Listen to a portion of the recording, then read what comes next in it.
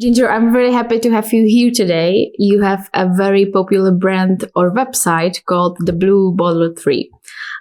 I know why you choose this name. It's really an interesting story. Can you tell our listeners more about that? Well, years ago when I was a child, my grandmother had a cobalt blue vase. And like kids do, I would roll around on the floor and hold it over my eyes and look through it. And it was just magic. And I loved that. And many years later, as an adult, and I was getting out of a rough patch of my life, and I realized that I needed that piece that the blue glass had. And so I still had, by that time I had that vase that my grandmother had left me. And that was the beginning of my collection.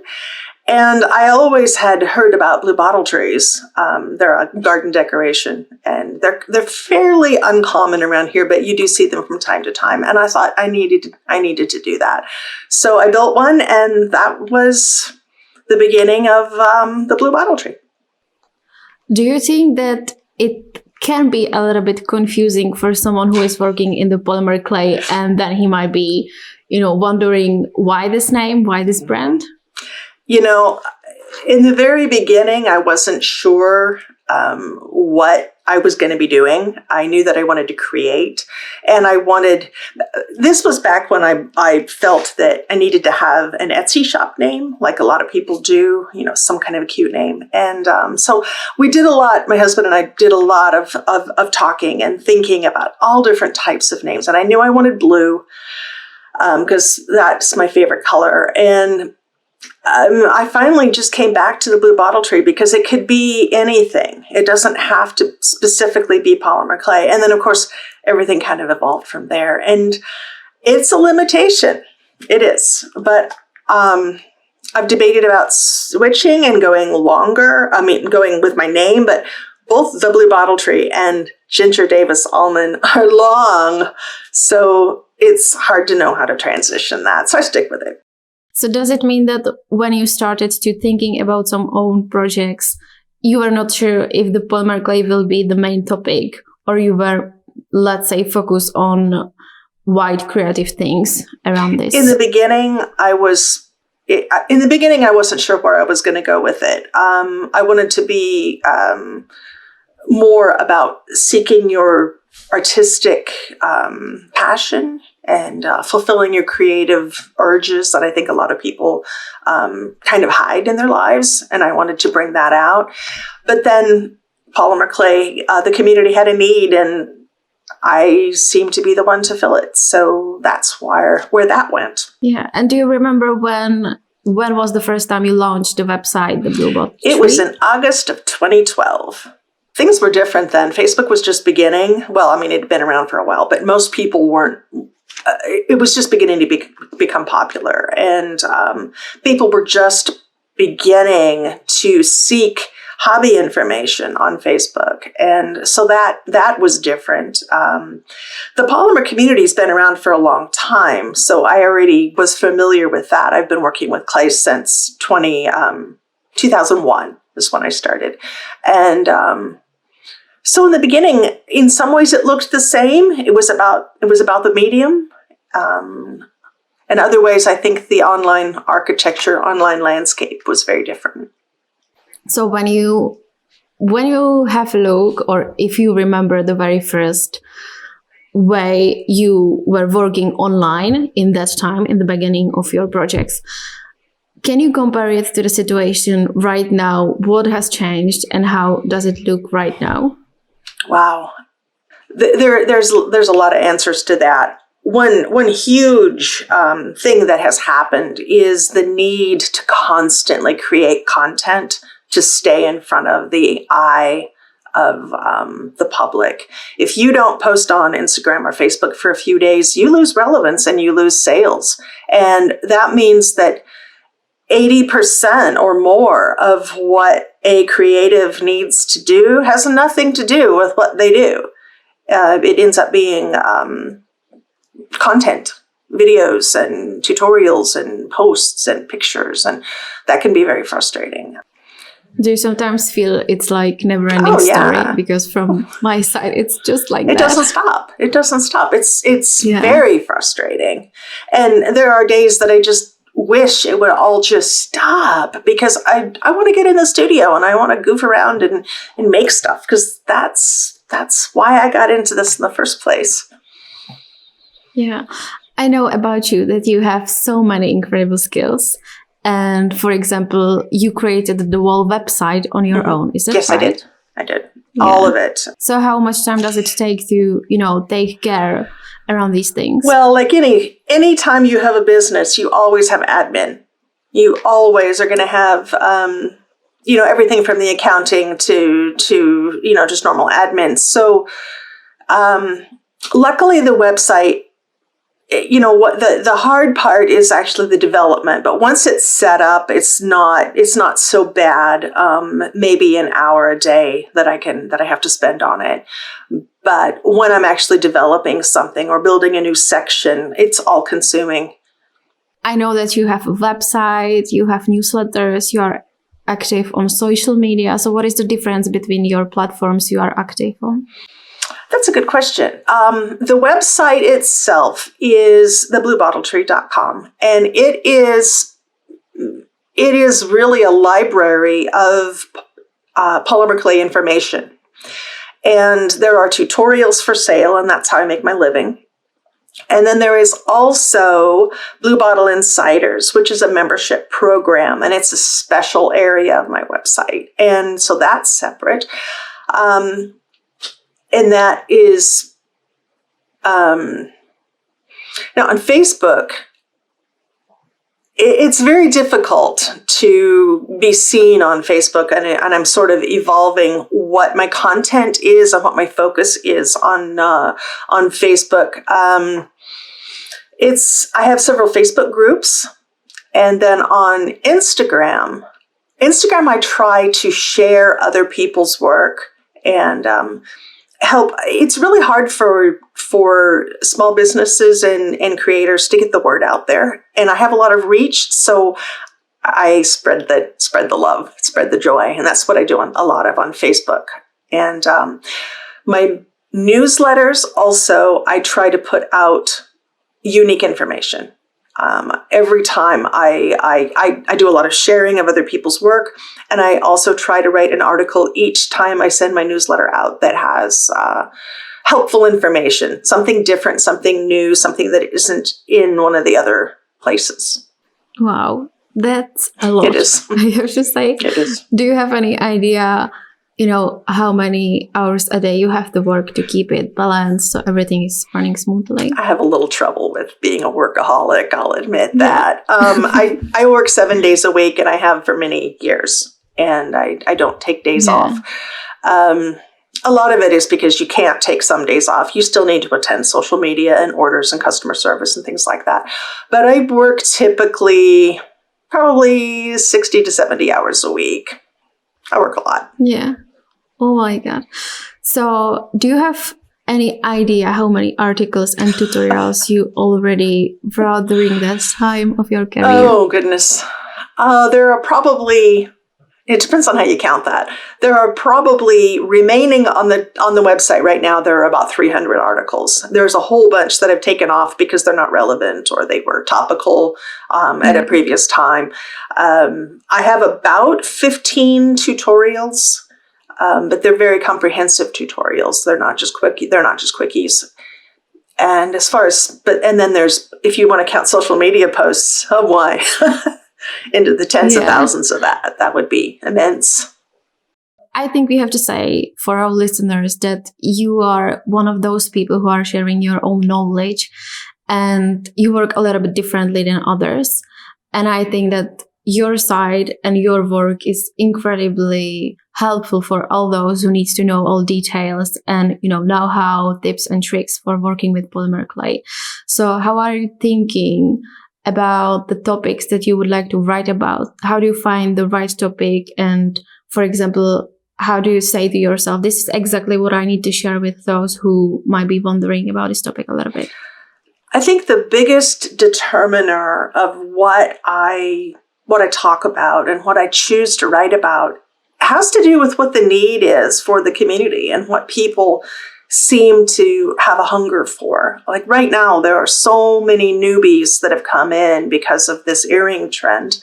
All of a sudden, the world knows about polymer clay, which is wonderful, but they're all hungry. And because they're working with the medium in a different way than people used to work with polymer clay, they have totally different questions. So I'm trying to address some of those because I feel that, when somebody's trying to create, they shouldn't have to, it's hard enough pulling something out of your own heart and pulling out your own creativity without having to fail and worry about failing with the basic topics like burning your clay or learning how to condition. Those are things that are already well established. So why should they have to trip up on those easy things? So I figured get the information out there and help them.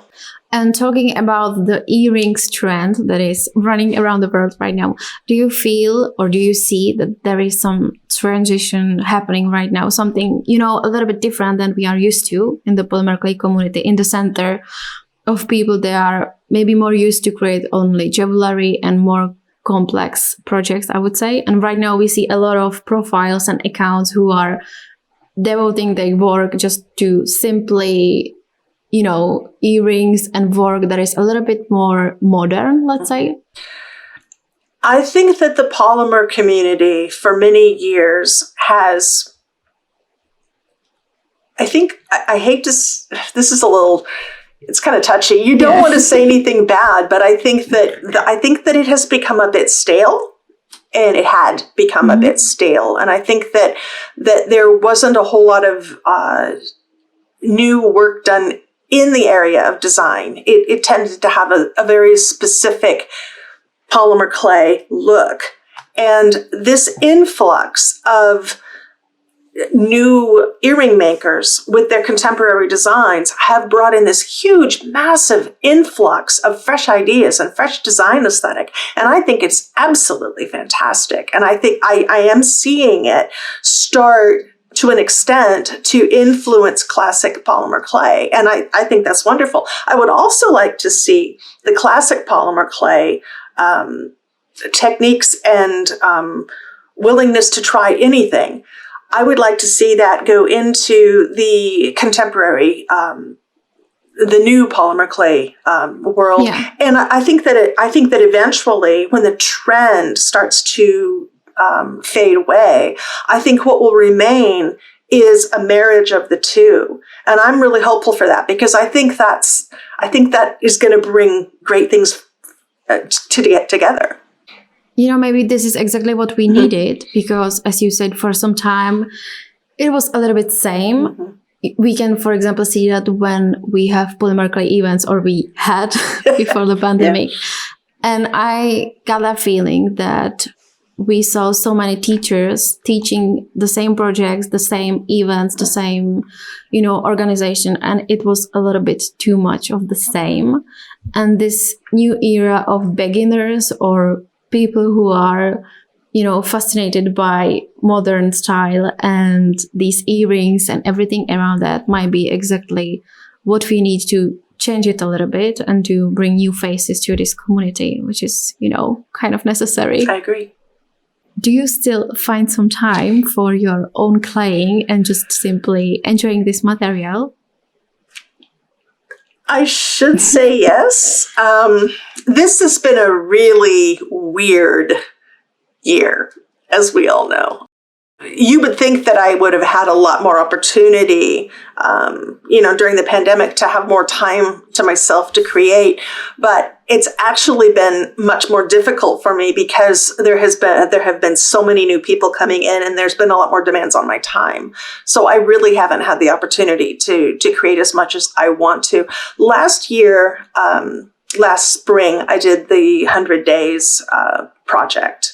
And I did a vessel project where I made a vessel every day for every day for 100 days. And it was really, really gratifying. I loved it. I loved finally having the time and making the time to create. And ever since then, I've been itching to get back to some of the ideas that I started then. And once I get this polymer clay and blue bottle insiders wrapped up, I want to dive back in and continue on some of that.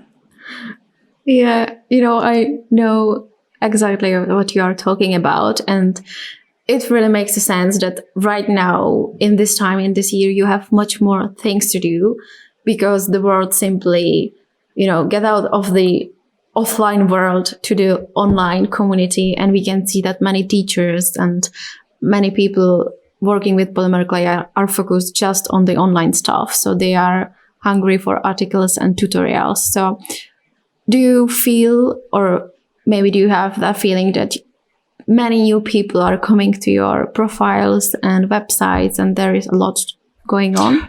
Yeah, I'm having a lot of new readers, new customers, new people who are fascinated with this medium, and I really enjoy that. That's fun. You are based in the USA. Do you see any difference between the polymer clay community in the US compared to European and maybe perhaps Australian and Asian? Yes, absolutely. Each region has its own style, if you will, and I find that kind of interesting because it's not like people are getting together in person to make things, and they're especially not now. Yet the people, there is a strong earring community in Australia. There's a strong earring community in Singapore, and the styles are very different. In the US, it's the earring community has one specific style, and then the classic polymer clay community has a very different and very specific style. So yeah, the styles are very different by location. I don't know how you think about it, because I'm from Europe, you are from the USA. So what do you think is the main difference? Maybe in the style, maybe in the way of working or in the community between these two? I've given a lot of thought to that subject. And I think that the quality of design that we are surrounded with in our region shows in our architecture. It shows in the fonts used on signs. It shows in the style that graphic designers in a region use for the advertising. So we all have been exposed to design from the time we were small children, and that is regional.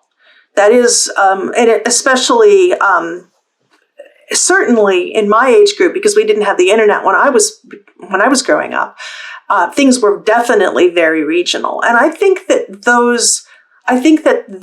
informs people's design sense. So I see that Europe, possibly because of just the existence of a rich architectural history that is far older than the history that most Americans have been exposed to, I think people just naturally absorb a different type of design aesthetic. That makes a lot of sense. Yeah. This is a little bit tricky because we both are trying to speak in a way that nobody will get angry. I can feel that from my side as somebody from Europe, from yours, somebody from States. Well, I'll tell you how. One of the things that I think is really important is not so much an emphasis on design. Design is important, but I also see a difference in the emphasis on excellence. And I believe that everyone is going to be happier if they create something with excellence. And yeah, I think that again that I think that does also come from your background. There are areas of the world that are neater and cleaner than others. And I think that that reflects in the work. What do you think that is your main inspiration in the polymer clay art? Mine personally? Yeah. Oh, I don't know that I look to polymer clay art specifically for inspiration. I think that I look everywhere for inspiration. I have my own particular aesthetic. My own particular aesthetic is probably fairly similar to yours, with clean lines, broad open spaces, minimalist. And that's my own personal take. But I love bright colors. So I tend to be interested in clean lines and bright colors and gradients. I find them constantly in my work. And do you remember what was the very first thing you created from this material? Okay. Yeah, I do, actually. Was it pretty? It was probably a frog or something. The way that I found polymer clay was I had little kids, and little kids always need to be kept busy all the time or you're going to go insane. And one of the ways that I found things to do was to go to Michael's and wander around looking for crafts to do. And I found a Sculpey kit. And I thought, oh, this will be perfect for my son. Threw it in the cart, took it home. And he kind of looked at it and was like, yeah, whatever. And I was fascinated. I was utterly fascinated. And I don't specifically remember, but very quickly, don't remember what I made, but very quickly we got online, because there was an internet by 2001, and got online and we looked at things. So I think we covered pens and we covered switch plates and votives and little things like that. And I remember making beads. So I guess that you stole them the clay later and they probably got tired. Exactly, that, right? Exactly. But my kids did work alongside me for years. They all know how to work with clay. You know, the funny thing is that so many people have the very same story, that, they, as a mom, simply found the clay in the store, then tried it with the kids and continue on their own. So this is really lovely how the kids, can bring you any different kinds of material to work with. So I have to say that my story is a little bit same, because I was a kid and I just saw it at my cousins. And I just wanted to try it on my own. So I asked my parents for that. So that was the very start. The strange thing, or I would say that we all hate to talk about polymer clay in that way, but so many people just have that opinion that this material is something for working with kids only.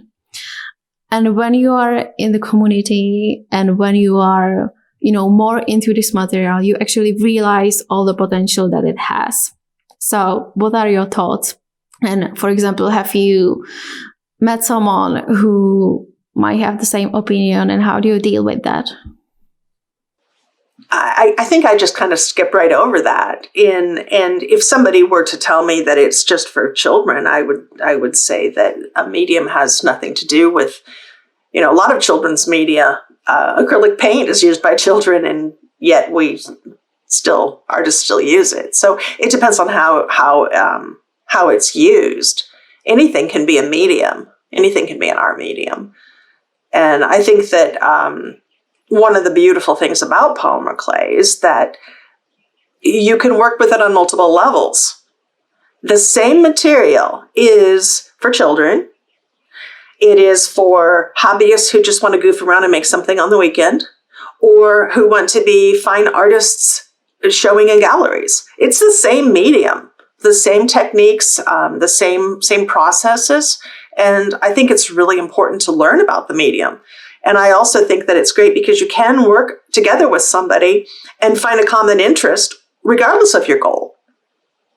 So I enjoy, I love the fact that people who are fine artists can sit down and have a great conversation with somebody who's just goofing around making something silly on the weekend or covering some pens or something. And they still can can share their time. They can share their ideas, get to know each other. It's not like it has to be exclusionary. So when somebody asks you what is your job and what is the thing that you are doing several hours a day, what do you say? Oh, that's a hard one, because how in the world do you describe what I do? Most people nowadays are they're starting to become aware, but most people are unaware that you can actually make a living online. Well, why would you do that? What do you sell? Yeah. Well, I sell tutorials. Tutorials? What are tutorials? It's just, I don't even go there. Just don't even go there. If I'm talking to somebody that's a total stranger, and like my neighbor with some new people moved in, and he's, oh, what do you do? And I said, I'm a writer. Because they know what to do with that. Because I learned if I say I'm a teacher, they go, what grade do you teach? It's like, no, that's not going to work. I don't do that. But if somebody is actually interested, I'll tell them what I write. I'll talk about what I do, and people then are usually quite fascinated because it's an interesting topic. Wow. So what about your family? Do you remember what was, for example, their opinion when you started thinking about making a living by working in this field? Well, it was a few years ago that my brother kind of talked to my dad and said, well, she's not really doing a job, Then Dad's like, no, it's a real job. It's real work. So I think that people did assume that I'm just goofing around. It's a little bit like the old thing about sewing for pin money. I don't know if that translates, but just, taking in sewing and doing a little bit of stuff just for a little bit of money. What were your job before? You were working in the computer No, stuff? my education is, I have a master's in biology, in microbiology, and I worked in labs doing molecular biology research. And I used to, now I think people understand what molecular biology is, but back then I just said that I take little bitty scissors and I cut up DNA, because that's what I did, kind of. And so I did that for quite a few years. But then when I got divorced and I moved back here to Missouri, there's no research facilities here. So there was no way to continue in that line of work. You already had the polymer clay in your life? No, I learned, I've always been a serial crafter, like a lot of us. I did one thing and then the next and then the next. I actually am a pretty good seamstress, into knitting, you name it, I've done it. But no, polymer clay came actually just about the time that I got divorced, so 2001, yeah.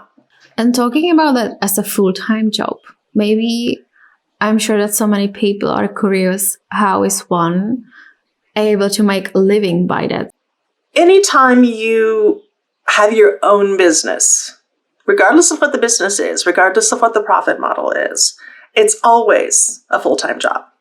And it is always more work than anyone can do. That's one of the hallmarks of a small business, especially if you're a solo person, is that you do more work and more work and more work, and it gets to the point where there isn't enough you to go around, and you need to start hiring people, but you're not yet making enough money to hire people, and it's a catch-22, and you end up in that bind. And that's when a lot of companies start getting outside funding and things like that, or they sell their company or they quit. When you say somebody that you are, for example, self-employed and that you are a writer or anything, they probably imagine just the one thing that you are doing every single day, just writing articles, working on your website, for example.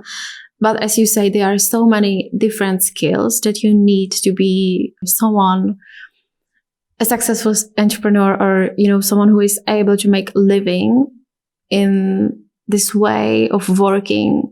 So what do you think that was really necessary to learn during your career? I think the ability to write has been really important, because you can't convey ideas accurately and well if you can't write well. And writing, you get better at writing by doing it. When I first started, I look back at the things I wrote in the beginning and it's like, oh my, I had to learn a lot. That was one thing. Also, I have to give a hat tip to my husband because he is a business advisor. That's how he's done most of his life as a business advisor and a project manager. And he's also a real nitpicky kind of guy, which as a wife, dude, let up.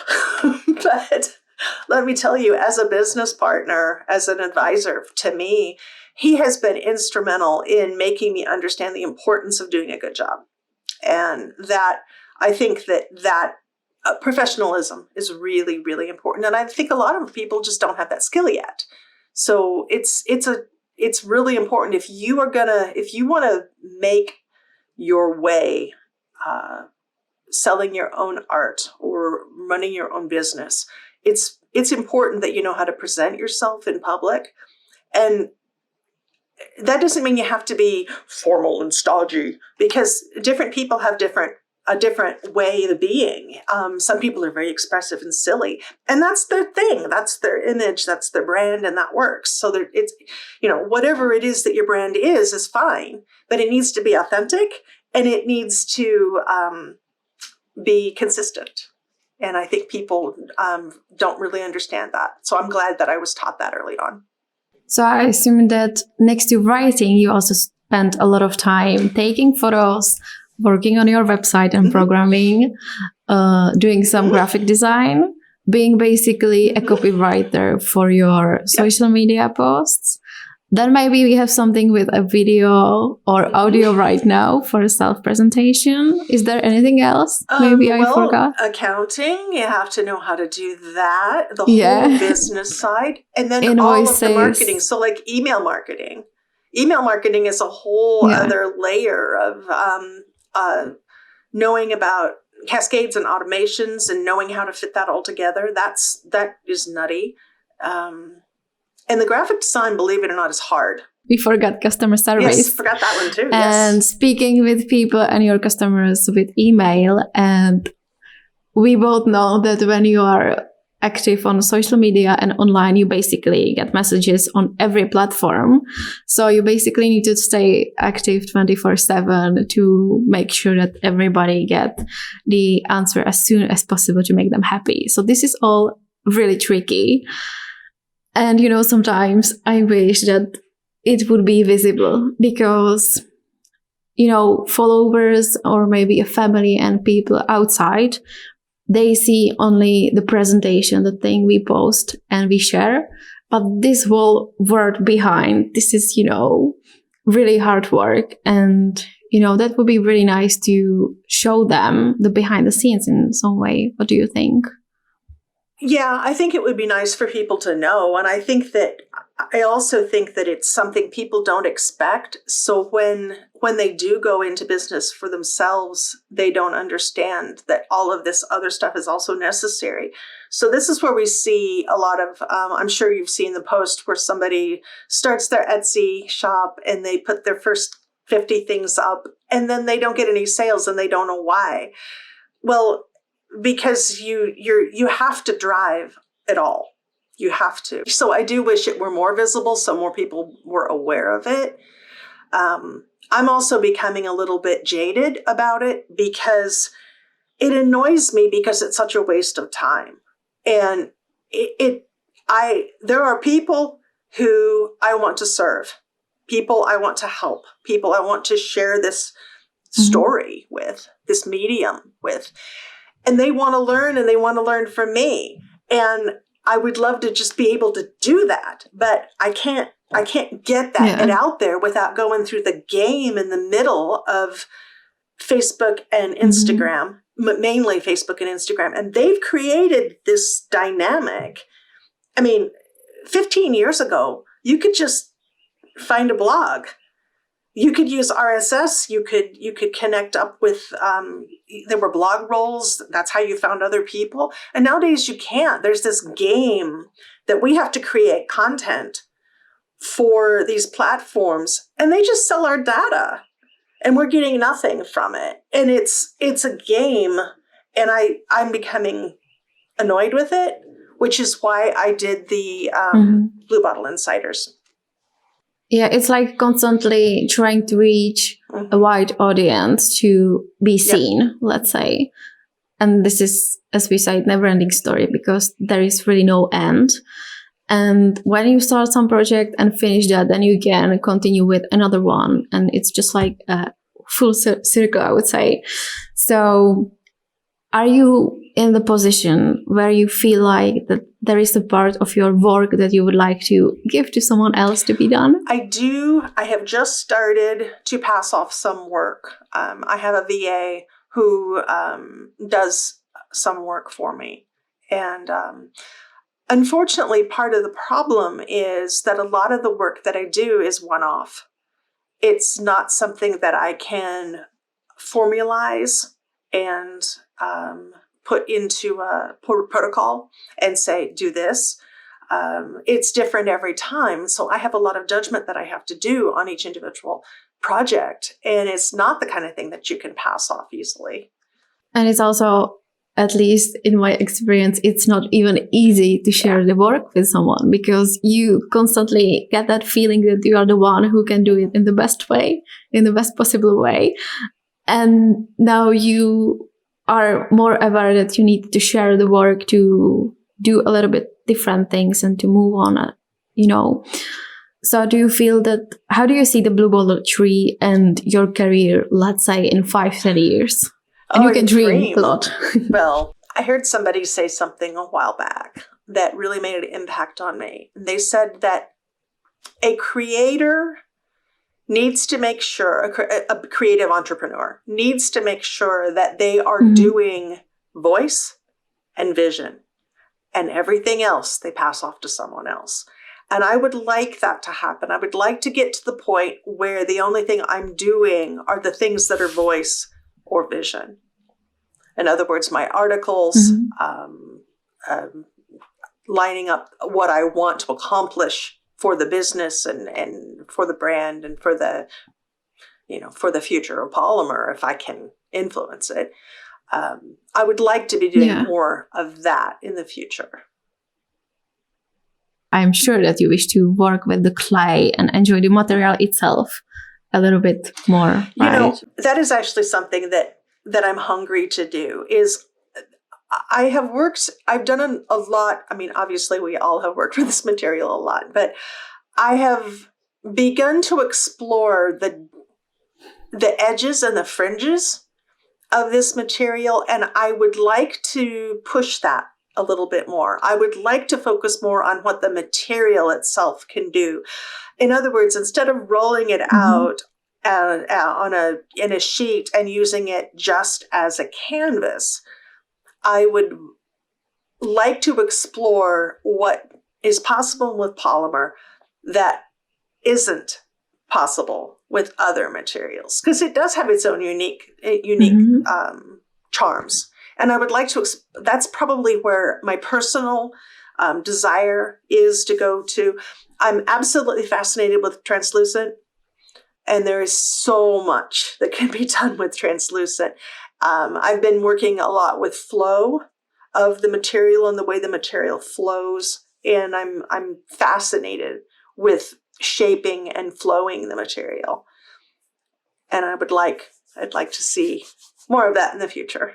You said it's not about writing the notes, but it's about way of thinking about the material. And I have to say, for me, it works in that way that when I see someone working with the clay, I focus not on the project itself, but you really focus on the details. You see the construction, you see the edges of the project, of the javel, you see how it's done, you see the backside, you may see some combination of techniques or materials. And this is something what, in my opinion, someone who is working with polymer clay should focus on. Because at the end, if you are not doing this, you end up by doing exactly the same step-by-step projects. And, it doesn't make any difference at the end, because you basically learned the project itself, but not the way of claying in this way. And I also think that teaching project and technique-based courses leads to an unease about the idea of copying, because people don't understand how to create. They only understand how to do the steps.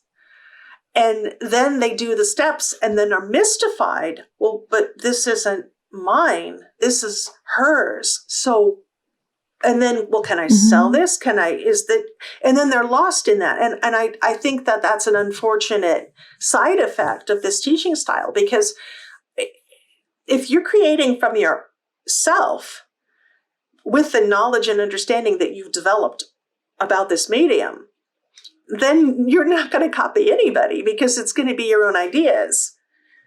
We all know how to talk.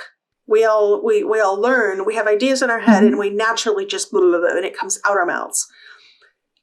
Art is the same way, but we are stuck because we don't understand. We forget that we can have an idea and it can just come out through our fingers as effortlessly as we speak. And I think that we have so many emotional hangups about that subject that people are just stuck, and they feel that they need a teacher to lead them by the hand. And no, none of us had a teacher that said, you move your mouth this way when we learned to speak. You just had an idea and it came out. And I think we need to develop more ease around that, if that makes sense. To me, it feels like that the hardest part about that is to change the way of thinking of all those polymer clay people in this community, because I'm sure that there are many of, let's say, attendees of classes and people who are happy to learn from others and going and visiting these classes and workshops. But I also see so many ladies, mostly ladies, who are desperate to see exactly the step-by-step project and tutorial. And when it's the opposite, they can get angry about that because that's not what they expected. So the way of thinking about being an attendee, or let's say about teaching a class, would be really nice to change a little bit. But this is something that it's so hard to do. It's difficult right? for people to envision something that they've never seen an example of. And it's not just the teachers, it's the students who also are, I don't want to say blame. Blame is the wrong word, but that hold the misunderstanding. And also, don't forget, there are different types of learning styles. Different people learn differently. And then also, different people have different goals for working with polymer clay. Not everyone wants to be an artist. A lot of people just want something pretty to make on the weekend. And there's nothing wrong with that. If we can... That's exactly what I wanted to say. If we can give someone the tools to do that, then hey, cool. That's great. So maybe that means that in the community of polymer clay, we have a part of people who are happy to simply have the polymer clay as their hobby, and they really want to be a part of those classes. Doesn't matter if they are online or offline, but that's the goal, to be there, to share, and to be with others who are connected in that community. And then you have the second part of the students who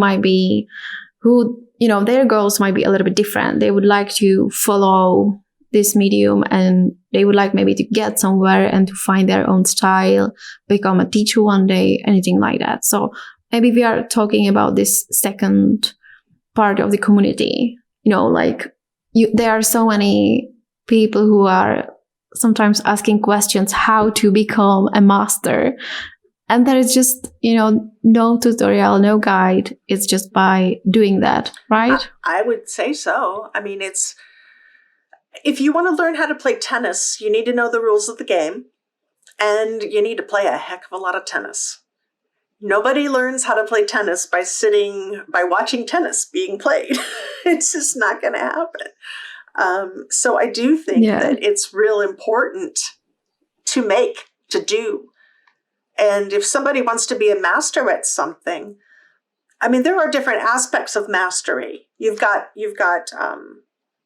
hand mastery, you've got technical mastery. A lot of mastery actually has to do with perception, being able to see, being able to see what you're looking at, and you're only going to become a master at those types of things by doing them repeatedly. Exactly. There's no shortcut. And with the pandemic situation, when we see that so many things actually we took for granted before, and now it's something we would like to do again, meetings, hugs, and jobs and our health. Do you feel like that the polymer clay community will be able to get back to our normal, to going for classes and things like that? Or maybe we will have to adjust to this new standard and teachers will teach mostly online via Zoom and others? I am actually quite pleased with many of the changes that have come about because of the pandemic. I think that the globalization of our hobbies, of our communities, is absolutely fantastic. I mean, you and I have known each other a while. Because of travel, I got to meet you, a year and a half ago now. And so people like us have always been aware that there is a globalness to this community. But I think a lot of other people are just becoming aware of, oh my gosh, somebody clear across the world has a life just like mine. And oh my gosh, language really doesn't matter that much. And we find a way to communicate. And I think that I have spent more time talking with people in the last year than I spent in the previous 10 years. Because now everybody recognizes that we have these wonderful tools that we can use to create connection. And I think that going forward, we're going to have a lot better blend of that. I think it'll be a nice hybrid. I will love to be able to travel again. I have grandsons in the UK that I have been missing, and I can't see them grow up. And that, obviously that is annoying. And I think that our world will, I do think some of it will go back to the same, but I think a lot of it never will. And I think that's a positive thing, because I think some of the things that we've learned are going to stick with us. At least I hope they do. Yeah, it's like a forbidden fruit. Like right now we can't meet or even see each other and talk. So maybe, as you said, we are more desperate to find a solution to be connected in a way. So this is really a nice thing. And I have to say that even doing podcasts and more content that people can enjoy to feel a little bit more a part of the community and people around, it's a really good way how to do something new and do some change in the positive way. And maybe, as you saw, many teachers started to teach online. So is this something you would like to try to really do, for example, a Zoom class for several hours? If I do it, well, I will be doing that. I mean, that's where things are going to go. And I've been planning that actually for a long time. I just got really busy this past year and didn't get working on it. So yeah, I'll definitely be doing that, but I won't be doing it the same way that other people will be doing it. I'm always going to have a different way of approaching the topic. So how important is the quality for you?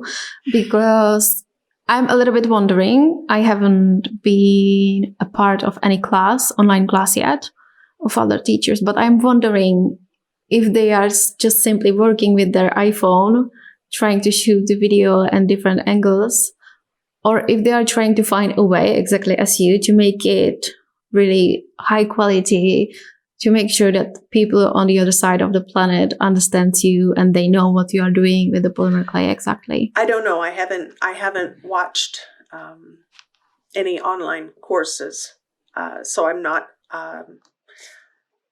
But I can say that the format that we have in our mind of how we think an online class should go is not necessarily what's best.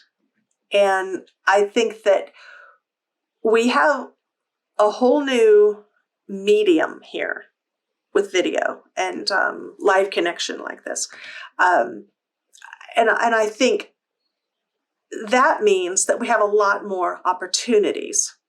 We have a lot more things that can be done. And I think that's important. For example, who says that we have to sit for an 8-hour class on a Saturday? You had to do that when you had to travel. But if you don't have to travel, why are we sitting in front of a video for 8 hours? We shouldn't. There are, and that's just one small example. So what other ways, how else could we formulate a learning opportunity for people that is that's going to create a better result, that's going to be more interesting, more fun, and that will allow better learning? There's a lot of possibility there. I think that a lot of teachers might be, a little bit worried about the technique and equipment that you need to make a class like that, to teach online. But as you said, it's about figuring out the concept of teaching that will be, I would say, fresh and something new, but also really fun to do, because I can even imagine myself, or I can because I do that in my school, but it's really hard to focus on some video or some teacher for 8 hours by sitting in front of your computer. This is something that can't be done. Otherwise, you don't want to enjoy it.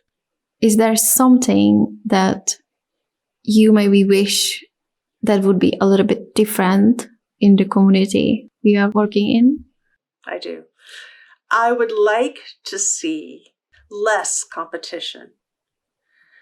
It is less competition between teachers and artists. People tend to be so territorial, and they tends to be, they think of it as a zero-sum game, that if you win, I lose. So therefore people tend to be competitive. And when you're dealing with a small town that only has, let's say, 5,000 people in it, and you're a shoe store and another shoe store opens up, that cuts into your profit, because there's only so many shoes that can be sold in that town. But there are 7 billion people on this planet, and it's unlimited. It's essentially unlimited. Your customer base is unlimited. So why are we not sharing and sharing and sharing and sharing? Why are we not helping each other excel? Because what our customers, our people, our students and our customers are going to be drawn to the people they resonate with. And therefore there's naturally going to be some sort of a segmentation where students will be drawn to the teacher that they are interested in. So the best thing you possibly could do is get your name out there. And the best thing you can do for your colleagues is to get their name out there, because the customers will figure out where to go. And there's an unlimited supply of customers. So why is it that people are fighting and saying, I made that. That was my idea. You can't do that tutorial because that's mine. And this ownership is driving me nuts. Don't get me wrong. I'm not talking about take my photographs, please resell my tutorials. I'm not talking about that. I think the problem is that the community or people there doesn't see the difference between the copyright and the good of sharing. Because otherwise, if we will not share and if we will not show what we do and how we do it in the way of polymer clay, there will be no more of polymer clay people, no more polymer clay fans and people who really love this material. And I think that those teachers and people who really try to treasure their techniques and piece of jewelries and way of doing might not see the opportunity that we can have. Exactly as you say, that if we connect and if we are open to our, ideas and ways, then we can create a wider community that means more customers and more people and, Exactly. more Yes. more money for a living and more of everything. Yeah, I agree completely. It's, I do think that people get it confused. People forget that they don't understand the difference between a design and a technique, and the difference between a technique and a tutorial, a body of work. My tutorials, 100% are copyright me, only me. I'm the one that I made it. I wrote every word. Yeah. I took every picture. It's all me. That's my intellectual property. And therefore I have the right, I retain the right, I have the right to determine how it is copied. That is what copyright is who owns the right to control the copying of it. And when you're talking about a technique, if you come up with an idea or a technique, those are not something that you can control the spread of. You can't control the spread of an idea. If you tell an idea to someone else, the idea doesn't get duplicated, and so you can't control the copying. And techniques are the same way. If I come up with a technique and then I show it to you and then you show it to someone else, fine. Where it gets sticky is the fact that when you're making a living selling a tutorial, like I do, if someone were to take those ideas and spread them, how much can they spread? I mean, I have a tutorial on baking polymer clay. We all know how to bake polymer clay. Why? There's nothing, so does that mean that I own the concept? Of course not. That's silly. That is absolutely silly. I own the tutorial. You can't copy the tutorial and redistribute it because I control the copying of that because I own the copyright. But nobody owns the ideas. But at the same time, we also have to have a certain amount of courtesy, because if somebody has a class showing how to do something, like any number of the instructors that we know, and they have a class showing how to do something. If one of those students goes out and shows everybody else how to do that, that deprives that teacher of their income, and that's just mean. And I think we have to have courtesy, and we have to have decorum, and have to have good manners. And I think that we all know if this is right or wrong. I mean, if you're copying. To me, this isn't even a question. We all know that. But I think that people do get confused, because then they feel that if they talk about something, oh, no, I can't talk about that. I can't. Well, yeah, you can. Yeah. Nobody owns it. Yeah. When you say that you had a baking tutorial or you made one, the first thing that came to my mind was that your tutorial probably has like 60 pages and 300 photos, something. So, oh, hush, it's not that bad. Yeah. If we are talking about sharing those informations that may bring a little bit more people or a little bit more good to this community, it's for good, I guess. But it depends on the mindset of the author or the teacher or someone who invented this part. But maybe, I like the book still like an artist, I guess. And, as the author writes in the book, everything was already invented and we are just doing it a little bit differently or a little bit better, or you just take inspiration from another medium or technique. So I really like thinking in this way.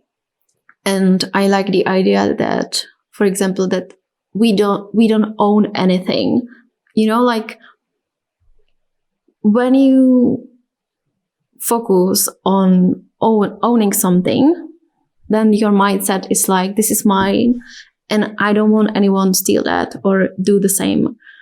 But when you are open to that, and when your mindset is like, I'm happy to share that because I know that I do it in my own way and nobody can copy it in the 100% same way as I do, your mindset is completely different. And I believe that this is for good.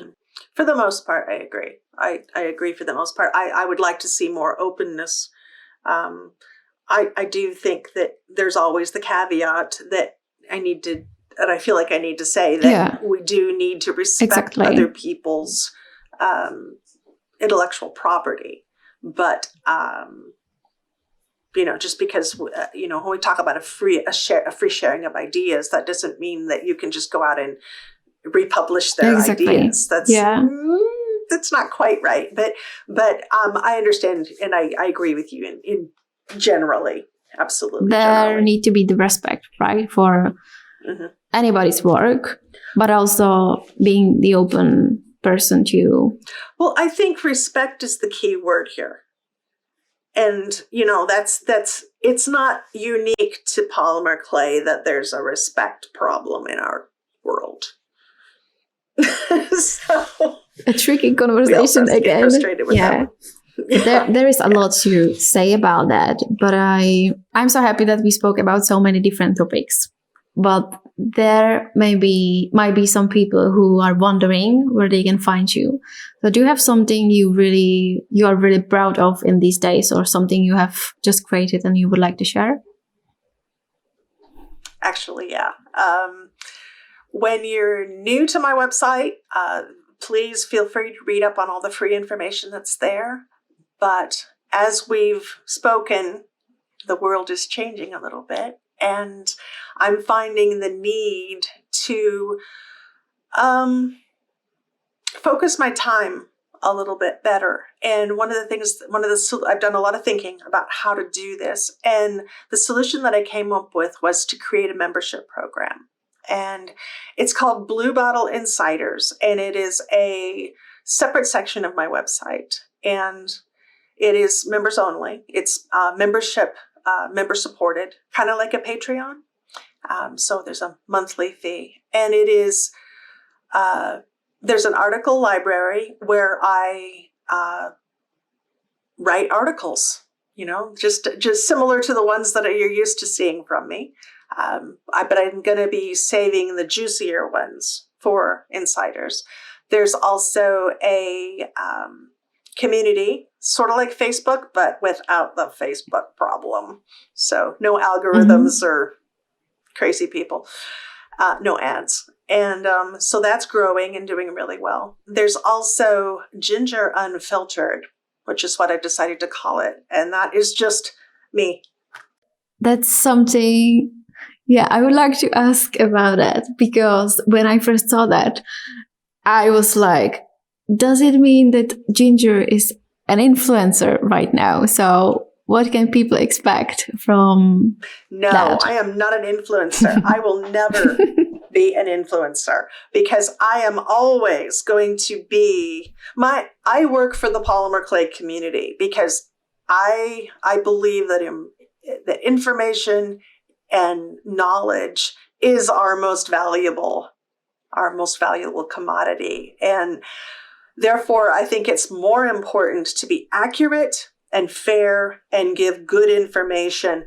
I am not influenced by anyone. So when someone sends me clay, they know that I'm going to say what I want to say about it. And I'm going to say about another company, whatever. One of the things that frustrates me about the influencer culture is that the consumer loses, because the consumer only learns about the aspects of something that make that product look good. And there is a lot more to polymer clay than what can be done with one clay product. And there's just a lot to it. So I think that it's important to be more holistic, which is what I do. And that's why I'm not an influencer at all. I'm happy that you talk about it, because for me, in my case, like working and publishing the magazine and being a part of the community is really important to be open to everyone who would like to cooperate, to any kind of company where we might find some, same values, and to different projects. And I think that being someone who gets let's say, paid for an advertisement or being ambassador of some brand. That may be great for some time, but in your position, and I think in mine, it's very same. We need to be open to the whole community to be sure that our opinion and the things we share are, truthful and based on what we truly think. And that makes the difference, because then the audience can trust you in a very different way than when you just see, paid advertisement or something in cooperation with where you get paid for the item. So do you agree that this is exactly not the way that you would like to go in the future? It's not the way that I want to go. I'm not saying that it doesn't work for other people, but no, I don't want to be an influencer. And because I'm not being paid by any companies, and because I most of the time have to pay for all the products that I feature and use. Yeah. I spent a lot of money on clay too. And because of that, because I'm not being supported by that, that means I have to find ways to support myself. And that's one of the things I wanted to do with this Insiders, is I wanted it to be like a patron membership type thing where people could support me in what I do. And I will give my best of myself to my readers within Insiders. Thank you so much, Ginger, for being a part of our very first podcast. I think we can make a tradition from that. It would be really cool to meet with you every single year in the same day and and talk about the difference and what's going on and news in the polymer clay world. I'm really grateful that you are a part of this, and I really hope that people and those who are listening to this podcast will go and find you on Instagram or social media or your own platforms and will connect with you. Thank you so much for being here today. Thank you for the opportunity. I really appreciate it.